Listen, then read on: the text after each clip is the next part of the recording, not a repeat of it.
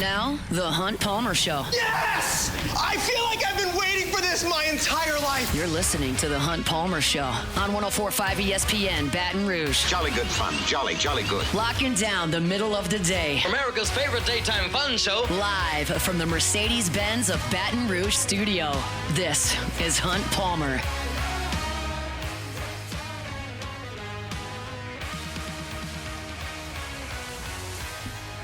Welcome in. Hunt Palmer coming to you from the Mercedes-Benz of Baton Rouge studio downtown in the capital city on this Tuesday. No, it feels like a Monday. It is a Tuesday. I hope your work week is off to a good start and that you had a wonderful holiday weekend away. I know that certainly was the case for me. And now really fired up to lock in here for this week as we get ready for some regional baseball on Friday and a ton to do over the next 2 hours.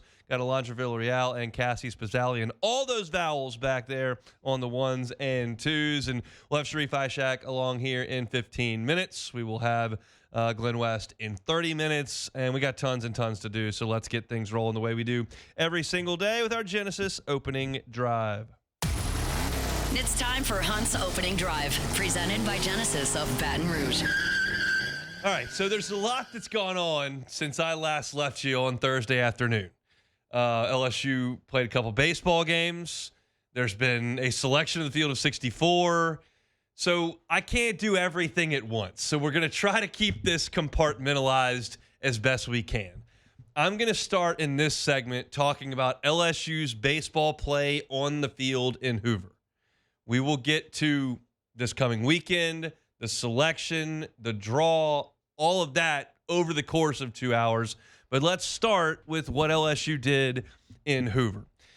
It started with the game against Texas A&M. And you decide to throw Cade Anderson in that game. You decide to send him out there for 84 pitches. I thought that was completely fine. And if you listen to me last week, I thought, hey, I'm going to throw Anderson and Ianson in the first game and get them their work and then see what the rest of the weekend holds. And that is what Jay Johnson decided to do. Now, he may have done that because he thought it was vital for them to win that game and he wanted his best two pitchers on the mound. It's conceivable. He may have done it for the reasons he said post-game, that he wanted to get both of them work while they're in Hoover. You're only guaranteed one game.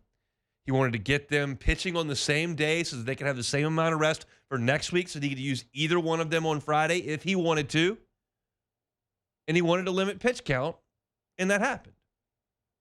Either one of those are very plausible situations, and I don't really care what the answer is. It worked because you got them both out there. They both pitched well. You won the game. You got a second game. And you were able to use your bullpen in that game. So from a pitching perspective, LSU did its job in that game. Now, offensively, that's another can of worms entirely. Because Texas A&M made an error on the left side of the infield and essentially dropped a run-scoring double in right field. You can score it whatever you want. I don't really care. I'm not offended that it was ruled a hit. But a college outfielder probably should make that play. A&M didn't. LSU scores 2 runs as a result of that ball being dropped, and that's half of LSU's offensive production in the game. You got the Fry home run, but really you didn't do a ton offensively. You got 5 hits, but it was enough to beat Texas A&M, who was crippled. Laviollette's out there trying. He hits a single, great, but like you don't have Sorrell, you don't have Grahovic, obviously. You got Laviolette with one hand, and A&M was out of gas. They were out of pitching as well, and you got the win 4-3. And then you come back and play Ole Miss. And you faced really Ole Miss's bullpen. Now, Ole Miss's bullpen is not immensely short on talent. You watched the game. Like, they've got some guys that can run it up there in the mid to upper 90s, and that's all well and good. But you got 2 hits and didn't score. Offensively, LSU was bad in those 2 games. I pulled some of the numbers. On Saturday, LSU was shut out for the first time all year. The first 7 hitters in the order on Saturday were 0 for 22 with 7 strikeouts. And it's not like you shuffled the deck in a big way. It was Curiel, Jones, Dickinson, Brown, Fry, Milam. Like, that's as good as you got.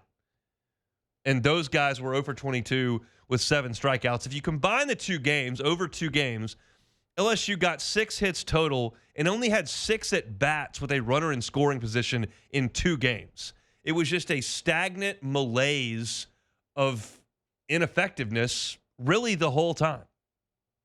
LSU was 1 for 19 in the 2 games with 2 outs in the inning. So you're not getting those big 2-out clutch hits.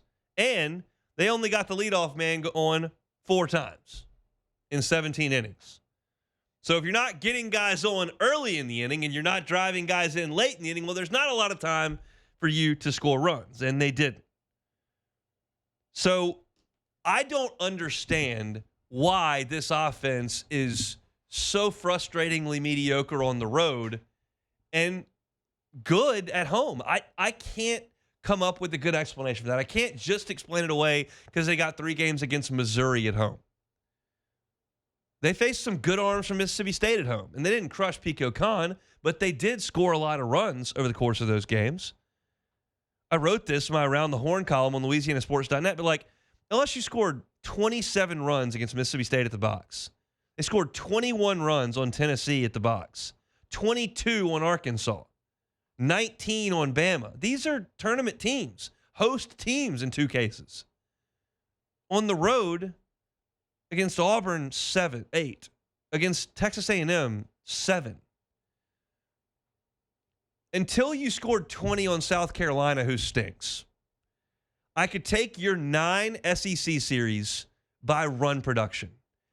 And the top 5 are the home series, and then the bottom 4 are road series. It was perfectly split. Now, South Carolina, you did score more on the road there than you did against Alabama by 1 run.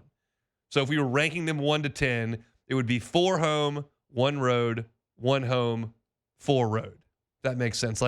All of your good production is at home. I don't have a great reason for that.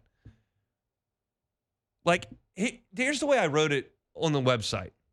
If you go to Austin, Texas, and you have a tough weekend at Dish Fault putting up a ton of runs, well, I get that. Texas has a lot of good pitchers. It's a big ballpark. Okay, that weekend is pretty easy to explain away. Sometimes you go to Auburn and you just don't really play great for 3 days. And that's no big deal. It's 3 games out of 30.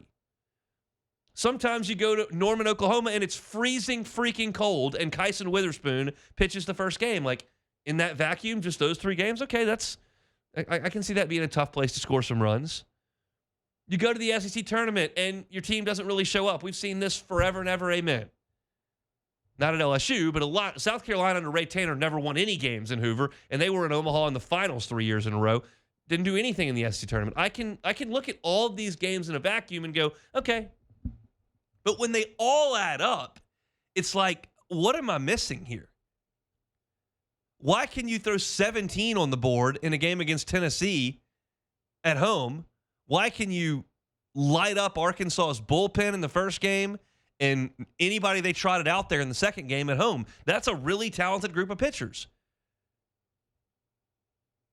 And LSU is good at home, and they're not on the road. I can't figure that one out. I can figure out we don't hit lefties, we do hit righties. That makes sense. It's a completely different thing. I can get we don't handle velocity. If you get a guy up there that throws 98, LSU's overmatched. Well, that's a very diagnosable problem. I cannot come up with a good reason why LSU leaves the box and can't hit. I don't have it. The good news is that you don't have to leave the box for the next 2 weeks because you got a top 8. And you're not facing any SEC arms this weekend and probably not next weekend. So it's an odd thing that I can't really come up with. LSU's 30-5 at home and scores 8 runs a game in SEC play at home. In SEC road games, they averaged 4.5. It's almost half. I don't have a good explanation for it. But I'll tell you this.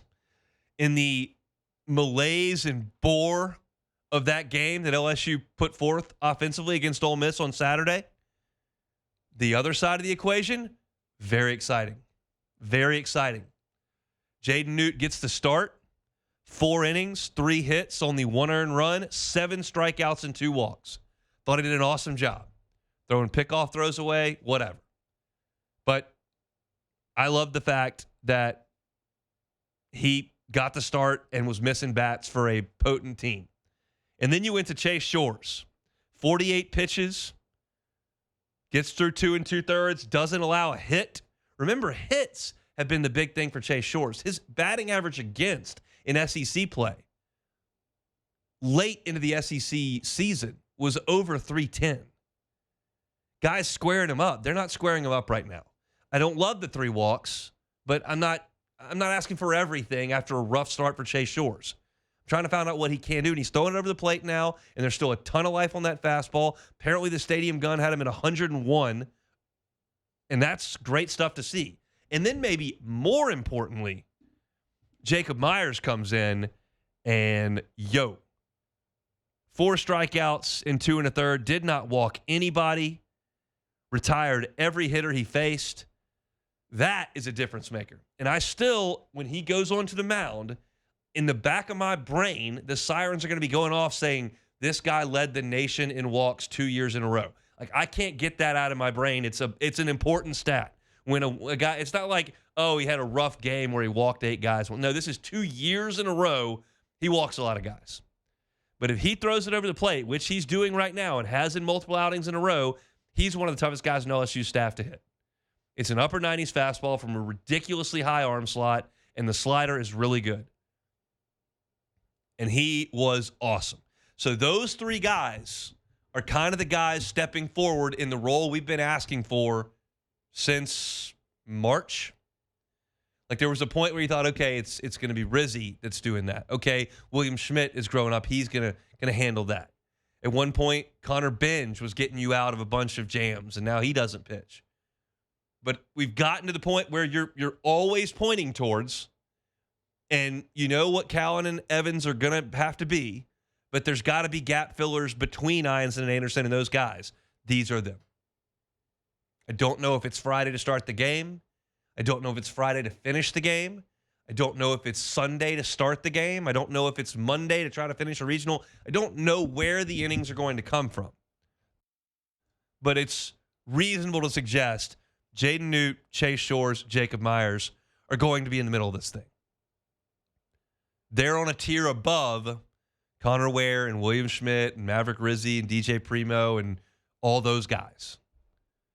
And they showed it in the last showcase on a big stage in front of a nice crowd against a good team that could have been a top 8 national seed.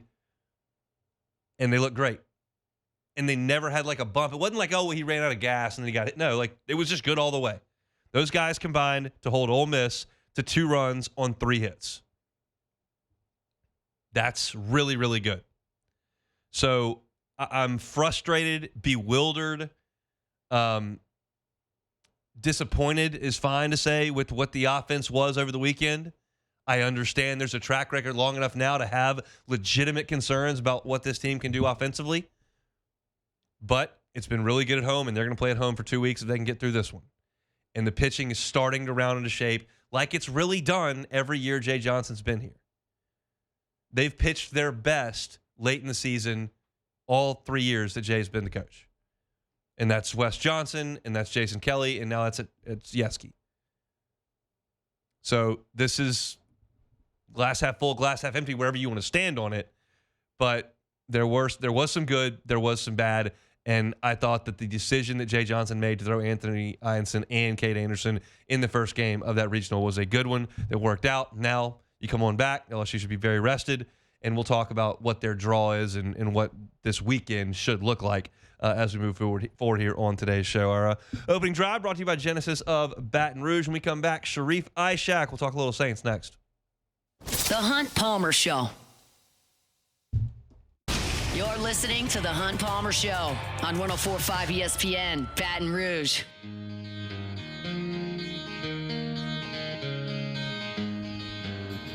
Could you whisper in my ear the things you want to feel? I'll give you anything.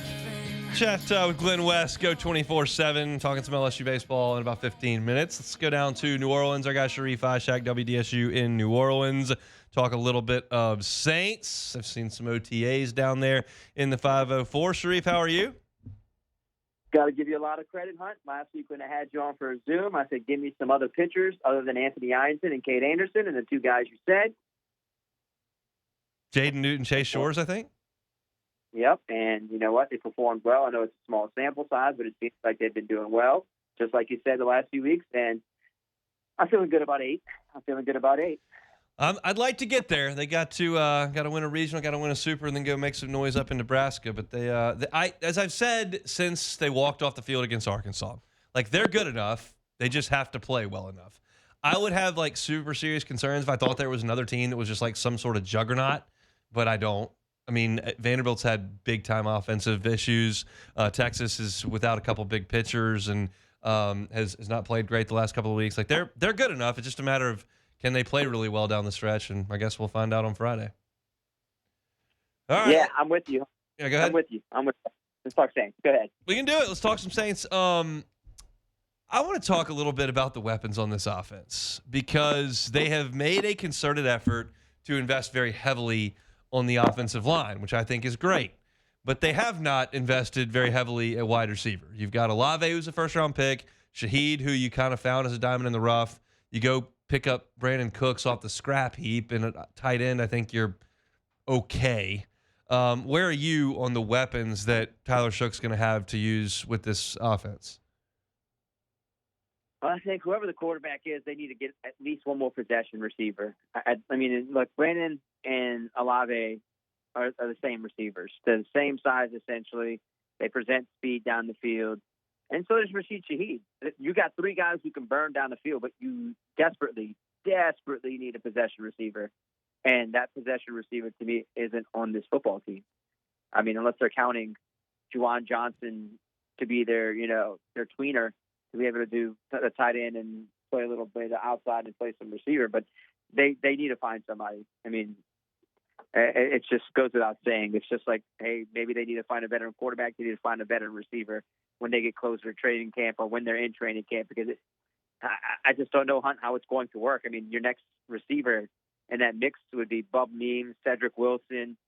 I just don't think that's really, Dante Pettis, I just don't think that's really, sexy enough for me in terms of possession receivers. You need to have that go-to guy over the middle of the field. Yeah, I mean, that just sounds like a practice squad, which is basically what it is. I mean, Juwan Johnson, I was a little surprised at that contract. What did you think when they re-inked him? Yeah, I think it was a bit much. And if you really want to make some money, go play for the Saints. Apparently, a lot of guys get a lot of big contracts to make you kind of say, okay. But, good for him. It ain't, it's not his fault. They gave it to him. So I think that, if he can produce like he did a couple years ago, I guess, he'll outkick that salary, and then they'll look like geniuses. So I guess we'll see if he can return to 2 years ago form and shape, and when he had a pretty solid season, and it's fine by me. I mean, I just think that they are what they are, Hunt. I mean, they're 4-6 wins right now. That's the problem. It's just the 4-6 wins. They are what they are.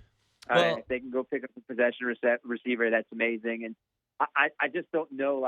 I'm trying to spin this the best way possible, but I think I'm trying to be a realist. I'm not going to be able to talk you into 9 wins, 10 wins. I can't do that. 8 wins. Maybe I can talk to you 6 or 7. Are they going to use Alvin Kamara the same way they did last year, where he's just doing everything? I realize there were injuries involved in that, but I just can't imagine at this stage in his career that's the best thing. No, but I do think that they want to try to get some good mileage out of him. I do think they're going to have to rely on what they hope is a healthy Kendre Miller and Devin Neal to be able to give him some, rest and be able to do a little bit more like he can do. I do think that they want to line him up and outside. They do want to line him up in the slot. They do want to make sure to get him out of the backfield and throw him a few passes. But they're going to have to be careful how they use him. They can't really run him into the ground if this is the so-called still another rebuilding season, and they give him one more year in 26, and they really kind of go for it when the cap opens up for them, and they have hopefully another solid draft class. But they need him, but they just need to be careful how they use him. If you understand what I'm saying, they're going to have to really rely on the other 2 guys behind him to make sure that, they can kind of somewhat help him carry the load so he's not getting beat up for 17 games. Anything stand out on the offensive side from OTAs? I know that this is y'all's first kind of real look at Kellen Moore and certainly of Tyler Shook. Well, I'll be the first to admit, I told you that they should keep Fuaga at left tackle and move Banks to right tackle. And Dylan Randunce would play left guard. I'm completely wrong in every one of those. Every single one of those I was wrong. It's Banks at left tackle, Fuaga at right, and Trevor Penning was playing left guard. So they're going to give it a shot with Penning at guard. And look, it might work out. I know he was in Philly for 1 year, Kellen Moore, and they moved Mekhi Becton inside, and it worked out perfectly. And maybe that's what they're hoping to get out of Trevor Penning. This was last year with the Saints. They didn't pick up his fifth-year option. So if they make him look successful at guard, they look like, brilliant coaches by doing it.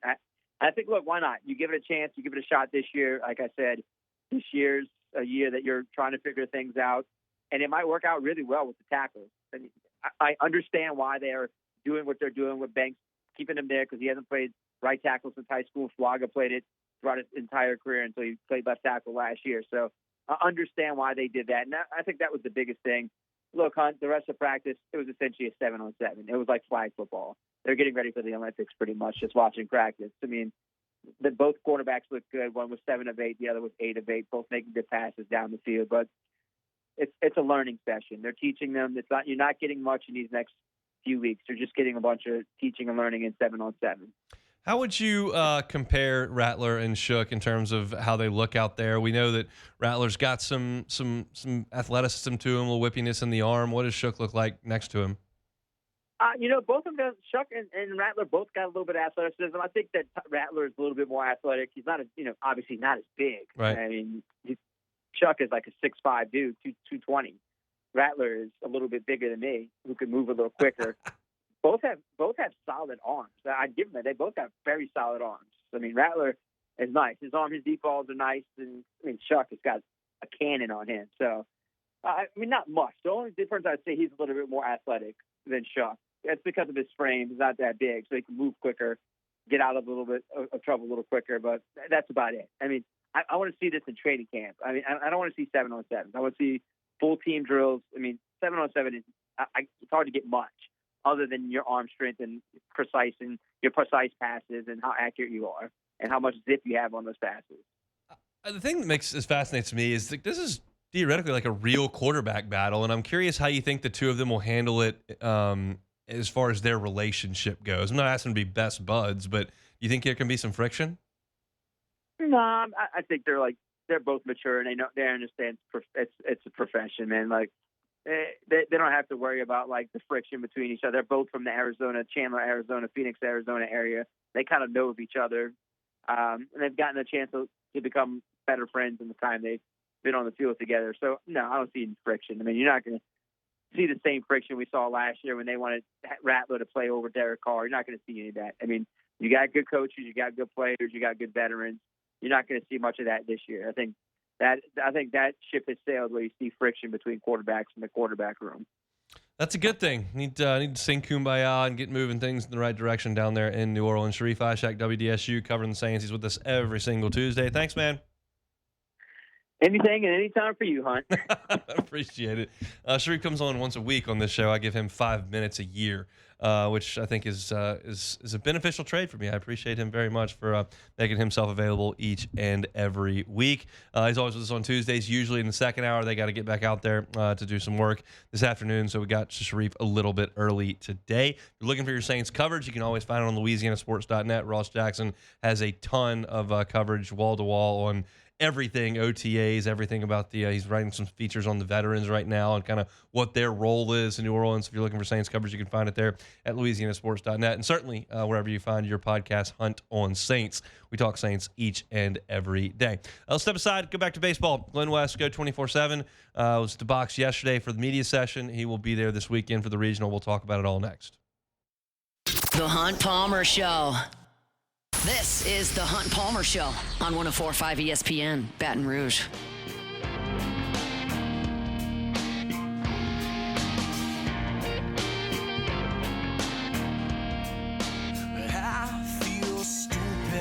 Chugging along here, Tuesday edition of the Hunt Palmer Show. Hope everybody's easing back into the work week quite nicely. Fired up for a big weekend of baseball out at the box starting on Friday at 2 o'clock. It'll be LSU and Little Rock. Glenn West will be there. I'll be there a little bit late, but I'll be there nonetheless, and very excited to check it all out this weekend. Glenn joins us on Tuesdays, giving some time now on the Jim's Firearms Hotline. Of course, he's a senior writer at Go 24/7. Glenn, how are you? Good, Hunt. How about yourself? Doing all right. Let's talk about Hoover. Was it more important that Jaden Newt, Chase Shores, and Jacob Myers threw the ball great on Saturday, or was it more important that LSU didn't hit for 2 days? I will probably say the offense is the thing that stuck out to me a little bit more. I mean, obviously the pitching staff, I think, has been trending in this direction for a little bit now with the way that Shores and Newt in particular have performed in the last several weeks. The offense, though, to me has been just really up and down these last several weeks, closing conference play, and certainly in Hoover. This is just a wildly different team on the road from an offensive hitting perspective, and I can't put my finger on why, but they do hit a lot better when they're in Alex Box, as evidenced by the Arkansas game a couple weeks ago, where they really did a nice job in that kind of final game there to win that series. But I just think that far too often it's guys getting a little bit out of their plan, swinging at as Jay Johnson said this last weekend, just getting a little bit out of their zone, a little bit out of their strike zone, and getting under balls at times too. I mean, there's just a lot of inconsistencies right now within the offense, and the good thing here is that you have 2 weeks at home potentially to figure this out and kind of get into a little bit of a groove if you're lucky enough to make it to Omaha. But I do think that it's a concern for me just long term looking at this offense right now and just how inconsistent they've been at the plate for the better part of a month or two. Do you think the offense's inconsistencies are going to impact the way that Jay Johnson handles his pitching this coming weekend, specifically on Friday? I don't think so. I think they were always probably planning on pitching either Cade Anderson or Anthony Ianson. I think that's where I'm leaning in towards of just my best guess. I think one of those two gets the start. And just looking at Little Rock's offense and just the limited research I've done to this point on them, I'm still kind of diving into all these teams. But a lot of Little Rock's top hitters seem to be lefties. And, I think that kind of points me in a direction of maybe you go Cade Anderson on Friday and try to just, get as many innings out of him as you can, and maybe you're in a position where you were 2 years ago, where Paul Skeens is able to go a complete game, 7 innings, and the LSU offense is able to do enough against a 4-seeded pitching staff and are able to run rule them and kind of get out of there early, and then you've got the whole entire pitching staff the rest of the way. I think that makes a lot of sense to me if you're able to go out there and accomplish it, but to your question there, I mean, can the offense do that is going to be a question mark. So I would probably lean Ianson or Anderson probably in this game on Friday, and you just kind of build it up from there. Little Rock's got the worst RPI in the field. They had lost 13 of 14 before their conference tournament, and then they won 6 games in 5 days or 5 games in 6 days or something like that. But Jaden Newt, Chase Shores, and Jacob Myers were so good on Saturday. Do you think there's any thought given to throwing Jaden Newt out there to start the game against Little Rock and see where that goes?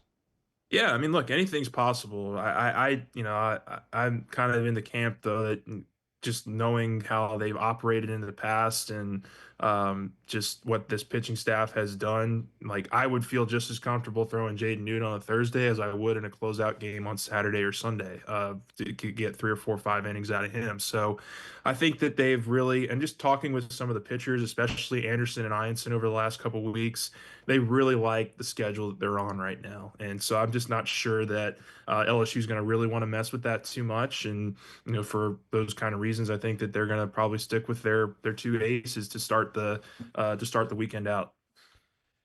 Do you feel like there's a better chance that LSU goes nuts at home and wins this thing in 3, or that these offensive issues creep up and they're in some dogfights? I would probably lean more to it, just kind of it being more of an offensive weekend. I think that they're facing some good offenses. Let's get that out of the way. Like, I think Dallas Baptist is a pretty good offense. Rhode Island is a pretty good offense. When you look at kind of their numbers in the country, I think there could be some runs to be had this weekend for those couple of teams there. But I think that this offense is they're not as far away. And look, we've seen them do it this season already. I mean, they have the talent, they have hitters, they have guys who have performed against SEC teams, and so I think that they have the ability to go out there and make this a three up, three down kind of regional. But it's just there are some hesitancies there, and I think if you get into an offensive heavy game against either Dallas Baptist or Rhode Island, it could get a little hairy. But I think that this offense has the talent to be able to make good work of this regional and not give themselves too much stress. Jacob Myers, you trust him to throw strikes? I'm not sure I'm there 100% yet. I loved what I saw in Hoover. I loved what I've seen in his last couple of outings. The guy just absolutely throws missiles. I mean, you can put his stuff up there with the best of them in terms of just throwing it and velocity, and that could be, I guess maybe intimidating for some of these teams that haven't really faced that kind of pitching this year. So I do think he's going to have a role this weekend. I don't know what that looks like, whether it's closing out a game or getting a critical out or two in a tight situation. But he's certainly, like, I think I'll echo what Jay Johnson said. He's made himself a lot of money here over the last couple of weeks, and if he's able to extend that into the postseason, good on him, and good on him for being able to figure out some of the command issues that he's had throughout his career. Is there a button to be pushed offensively, whether it's moving somebody way up in the lineup, somebody down? We've seen Jay in the past go to Tommy White at the leadoff spot, go to Jared Jones in the leadoff spot. Chris Stanfield's down there. He got a hit on Saturday. You think about, is there someone you'd like to shuffle around? Yeah, I think they've really tried everything this year. I mean, it seems like they had, 20 different lineups in the first 30 games, just trying to figure that kind of stuff out. So I don't know that there's anything that we haven't seen yet in terms of what they could be thinking there, but I like it the way the kind of it has been when they've been at their best this year, with Curiel leading off, Jones in that 2-hole, and Dickinson, Fry, Milam, those kind of guys in those top 4 or 5 spots. I mean, those are your best hitters, and if those guys aren't going to hit for you, then you're just not going to go very far. And so I would just lean into what you have been doing, and if they're able to get it together and be a little bit more consistent for you, then you're going to go pretty deep into this tournament, I would guess. But if it's a lot more of the inconsistency that we've seen here over the month, it could get dicey. But I wouldn't be tinkering with the lineup, I think, too much this late into the season. Anything you drew from the interview session yesterday, whether it was demeanor, an answer that you found interesting, or anything specific, or just kind of business as usual over there? Yeah, it was pretty business as usual. I'm trying to think now that you asked that. Nothing really stands out to me. I mean, I think probably that from talking to the players specifically, they're going to be very happy to be playing at home for the next week or two if they're able to get to a super regional. Like, I think that's a very real thing for this team. Like, they enjoy playing in front of their fans, and every team does. I'm not saying that's not unique to this team, but they just seem to have a better confidence about them when they're playing in front of this crowd and in this stadium. So I would probably say that was one thing that was kind of affirming to us in the press conference yesterday when talking to Ethan Fry and Anthony Ianson. But as far as Jay Johnson goes, I mean, he's very close to the vest this time of year with not allowing too much stuff to get out there about what he's thinking for this weekend or the postseason. They're very business as usual. They treat every game like it's a postseason game. They very much believe in that mentality, and I would expect nothing less this weekend from a mentality and just a press conference aura perspective. I heard him say that he's not going to announce a starter until Friday. He will have to have a press conference on Thursday after their practice. Yeah. Is someone going to ask him about his starting pitcher on Thursday? He told us not to ask him that because he's not going to tell us. But I mean, I'm sure someone's going to. I mean, that's kind of what we do. So, or kind of what we have to do. But he's not going to give us anything. He's going to keep that very close to the vest. But I would guess it's going to be Anderson or Ianson. That would be my final prediction. Just knowing what I know about just the way they've operated the last couple of years. And the way that these pitchers have talked about the way that they really like the schedule that they're on right now. I don't see them messing with that personally. All right, well, I'll be a little bit late on Friday. I've got a show to do, but make sure that there's some Coke Zero remaining when I get there in about the fourth inning. We'll have some Coke Zero, and you get one of those stipends. For media. Nice. You get like a food stipend where you can go down in the next concourse level and get whatever your heart desires. We like that. Make that happen. We'll see you after the box on Friday, Glenn. Thanks, man. All right, thanks, Hunt. It's Glenn West, Go 24/7, all your team coverage, recruiting coverage. They got you covered over there at Go 24/7. I love that. Just candidness that Jay has with the media. Like I was listening to the press conference yesterday as we were driving home, family style from the. I got all three, the wife and both kids, asleep, so I could listen to like some baseball podcasts and press conferences and stuff, which was phenomenal for me. And I was listening, and he just said, "I'm not going to name a starter, so don't ask me." Somebody is going to ask on Thursday who you're starting, and it's going to get a great answer. I can't wait because that's just the way that the media folks are wired. They're gonna ask the question. They're just not going to get an answer, and we'll see when LSU puts the Twitter graphic up 90 minutes before the game who the starting pitcher is going to be, and I'll be on the air for that, so that'll be perfect because the game's at 2:00. They'll announce it around 1:00. That's when I start. So that's I'll have full reaction to that on Friday, but we won't know anything until then. So appreciate Glenn for giving us a little bit of time. I know we have a couple of different things that I wanted to talk about in the final segment here. I wrote a column about this last night on LouisianaSports.net about the SEC switching baseball tournament formats, and I feel pretty strongly about it. I'll tell you how next. The Hunt Palmer Show. One Bath and Closets. OneBathAndClosets.com is the website. David Duvall and his team, 30 years redesigning and remodeling bathrooms and closets. A lot of times we handle a remodel because something just doesn't look great. But there are also times where a remodel becomes necessary because your bathroom appliances don't function properly.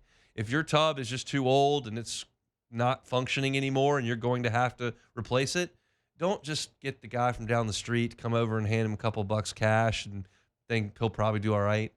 Go with the team that's been doing this for 30 years. Go with the team that's licensed, bonded, insured. Go with the team that's got a master plumber on retainer. It's One Bath and Closets, David Duvall. He'll come over and start that process with a free consultation. That part doesn't cost you anything.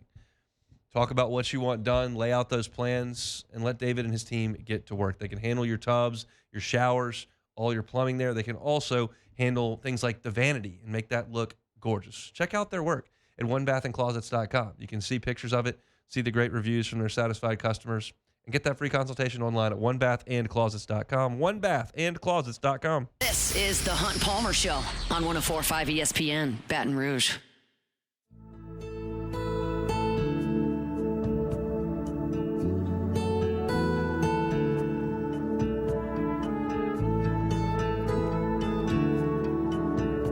Wrapping up the hour here. SEC baseball tournament is one of my favorite weeks of the year.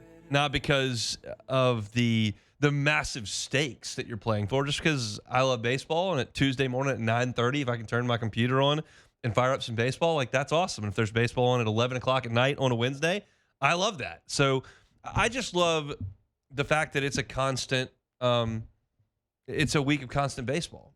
And they've gone through different iterations of this tournament. They had the 8-teamer, and then LSU gets left out in 2011, and then gets left out of the fields. Like, well, we need to go ahead and invite everybody. And then, well, how do we invite everybody? Well, we'll leave 2 teams at home. And then, okay, now we got to do single elimination on Tuesday, then double elimination on Wednesday, Thursday, and Friday, and then back to single elimination on Saturday. And that's kind of hokey and wonky and whatever. And then you've got the issues with the weather and the rain and trying to get all the games in. Like there are certainly challenges in trying to put on this tournament. And so you add Texas and Oklahoma to the mix. And we understand that these coaches at least want a chance to go play for their season. So you've got to let everybody in. Okay, so we're going to do this single elimination. And we now have one in the books. And I will say this. I think this is awesome. I think it worked great. I think that from a couple of different perspectives. One, okay, everybody got a chance to play for their season once they got there. No excuses. Okay, great. And then you've got all these teams who have different goals entering the week. Mississippi State was going to be in. Kentucky's trying to play their way into the tournament, into the NCAA tournament. Okay. You got Bama trying to play for a host. Florida trying to play for a host. You've got Ole Miss making sure they've got a host locked up. Tennessee trying to get a host. You got LSU and Auburn making sure they're going to be a national seed. And so everybody's kind of goals are different. And the teams that were looking to try to improve themselves instead of maintain get a longer runway. You either start on Tuesday or Wednesday.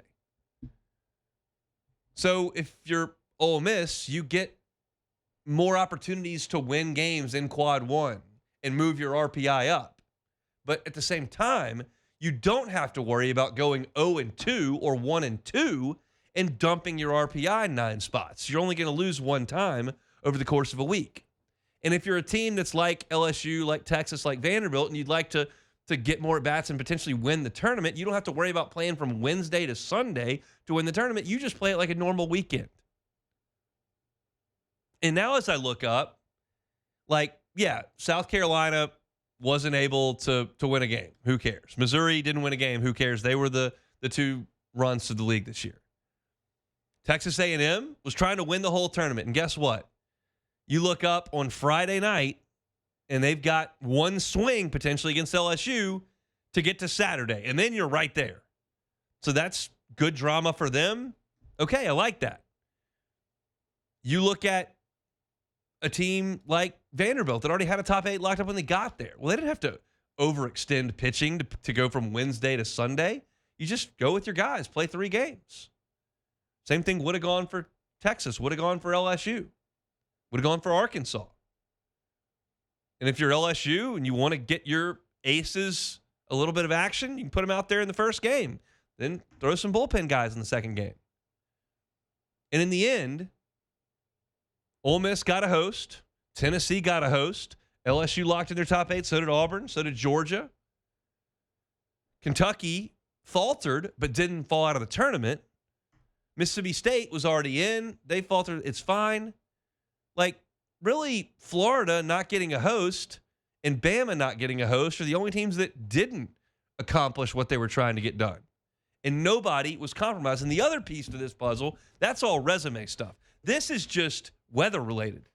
Because everybody's getting eliminated so quickly, you only had 2 games scheduled for Thursday and 2 games scheduled for Friday and 2 games scheduled for Saturday. So you got some rain on Tuesday. Who cares? You just back all the games up one spot, and you don't have to overextend.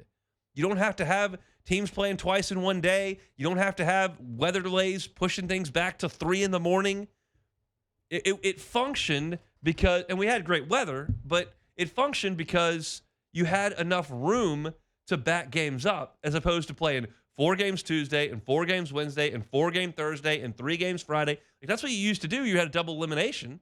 And you got teams, go playing 5 and 6 games. That's just a lot to ask in what is basically a cash grab. This is not a super meaningful tournament. And some folks are trying to improve their resume, but it just all worked from that perspective. And the last question I had about the tournament was, okay, is anybody going to go? Because you're only guaranteed 3 hours of baseball in a single elimination tournament. Are you going to pack up and take your family to Hoover to watch it? And I got a text from somebody that was there that said this place is bonkers. I got that on Friday. So people did go, and the crowds were good. And you need, just like you do in Omaha to an extent, you need the locals to show up and support the event. And Omaha does that big time, and Hoover does too.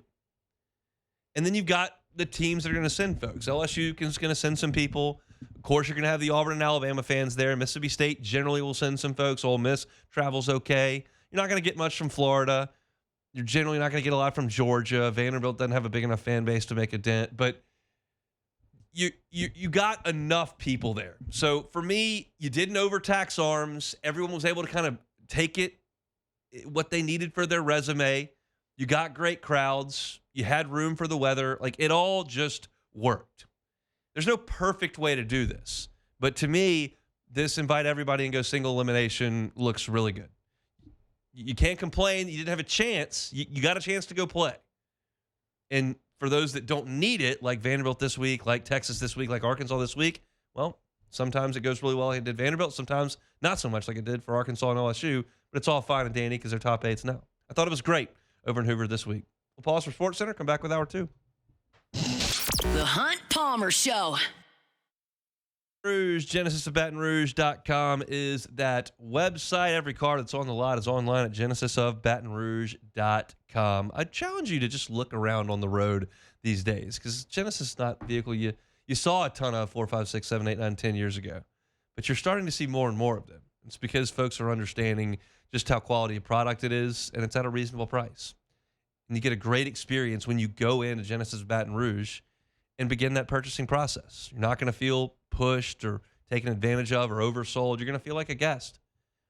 And if you'd like to do your shopping online and have them come to you for a test drive, they will do it. Sedan, SUV, entry level, highest level, they'll drive them all to you. That's the experience of being a Genesis driver at Genesis of Baton Rouge. They're on Airline at Pico. It's across from Women's Hospital. I challenge you to just stop by. Go by and see them. See what you think. It's Genesis of Baton Rouge. genesisofbatonrouge.com.